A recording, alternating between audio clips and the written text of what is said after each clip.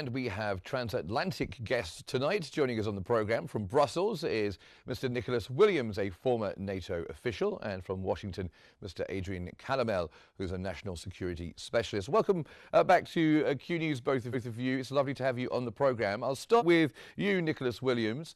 What do you make of this military Schengen idea, and can it survive the divisions in Europe?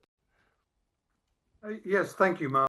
Pleasure to be on your program. Well, NATO and the EU have been working at a low level for some years on this idea of removing the barriers to military mobility in Europe. And they've made some progress. They've made progress in terms of identifying the problems. But the real problem identification has come from this current conflict in Ukraine. For example, the French were trying to move forces to Romania. They couldn't do it through Germany because of the poor infrastructure, and which wouldn't allow tanks to cross bridges.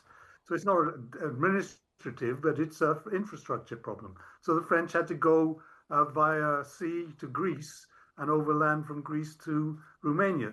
So there is a problem. The Europeans are now realizing the extent of the problem. And yes, some countries will try to express doubts about the extent of the problem, but I think the Europeans will give it a priority because it is a priority.